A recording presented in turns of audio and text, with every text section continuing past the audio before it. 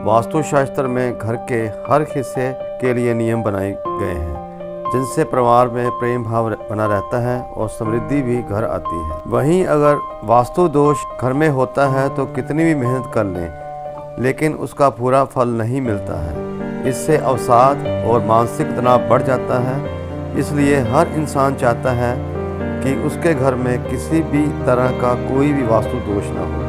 घर के वास्तु में सीढ़ियाँ भी महत्वपूर्ण भूमिका निभाती हैं। सीढ़ियाँ घर में नकारात्मक और सकारात्मक ऊर्जा भी लाती हैं और इसका सीधा असर घर में रहने वाले लोगों पर पड़ता है। दोस्तों, इस वीडियो में वास्तु के अनुसार घर में सीढ़ियाँ किस तरह की होनी चाहिए और किस दिशा में क्या रिजल्ट देती हैं, इस पर विश्लेषण करेंगे।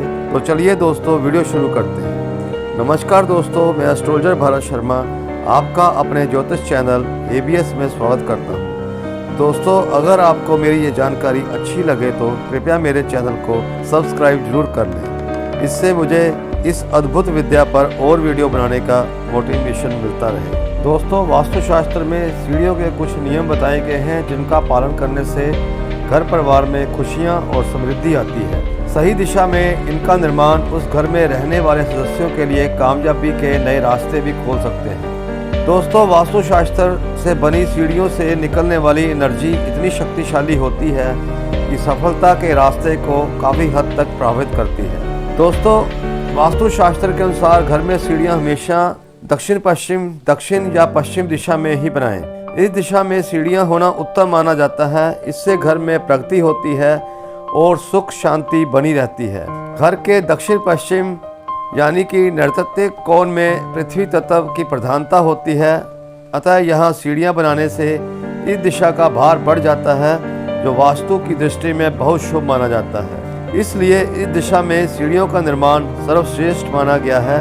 इससे धन संपत्ति में वृद्धि होती है और स्वास्थ्य अच्छा रहता है। दोस्तों, दक्षिण में बनी सीढ़ियाँ निवासियों के लिए प्रसिद्धि और यश का कारण बनती है।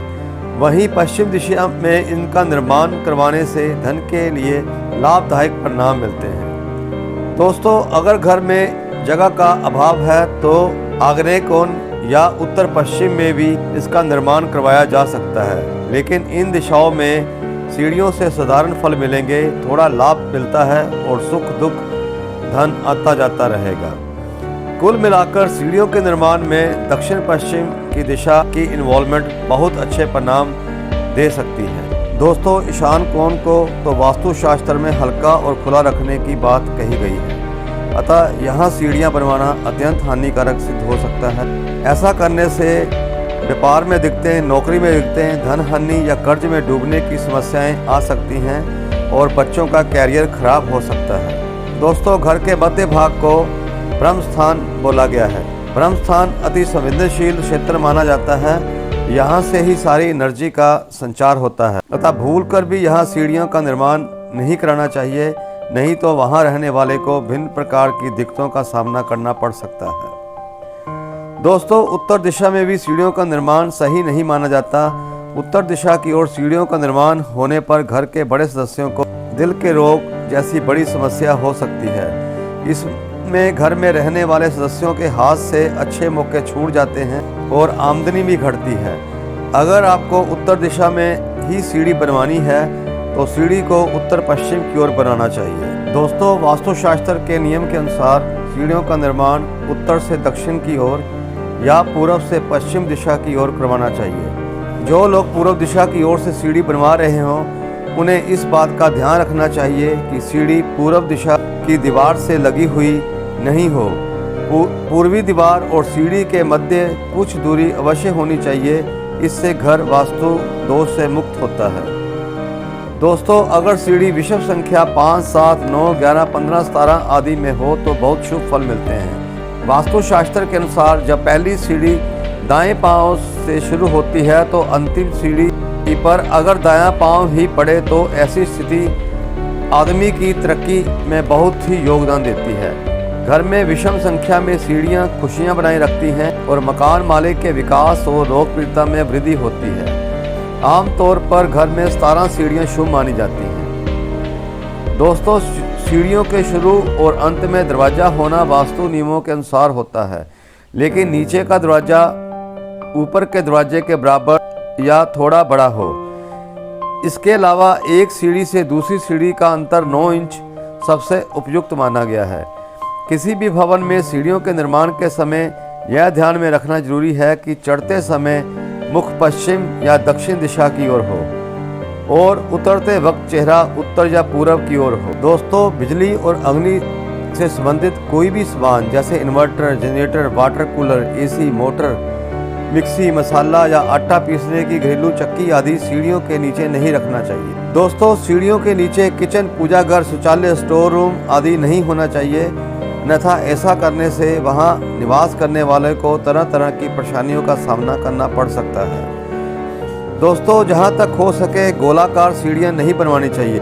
यदि आवश्यक हो तो निर्माण इस प्रकार हो कि चढ़ते समय व्यक्ति दाहिनी तरफ मुड़ता हुआ जाए, अर्थात क्लॉकवाइज सीढ़ी ही होनी चाहिए।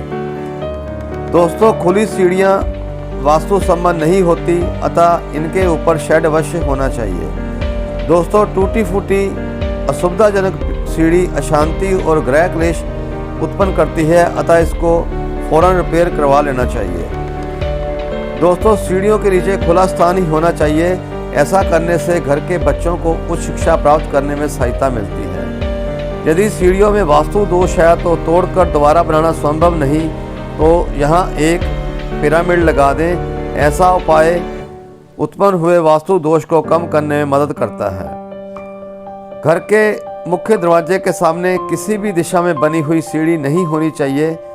इससे परिवार के सदस्यों में मतभेद रहते हैं और अगर ऊपर किराएदार ऐसी सीढ़ी से चढ़कर जाएगा तो हमेशा तरक्की करेगा, लेकिन मकान मालिक के परिवार को धन कमाने में कठोर संघर्ष करना पड़े। दोस्तों, अगर आपकी सीढ़ी गलत जगह या गलत दिशा में बन गई है तो आप इस पर सफ़ेद मार्बल या सफ़ेद टाइल लगवा सकते हैं या सफ़ेद पेंट भी करवा सकते हैं। इससे भी वास्तु दोष काफ़ी हद तक कम हो जाएगा।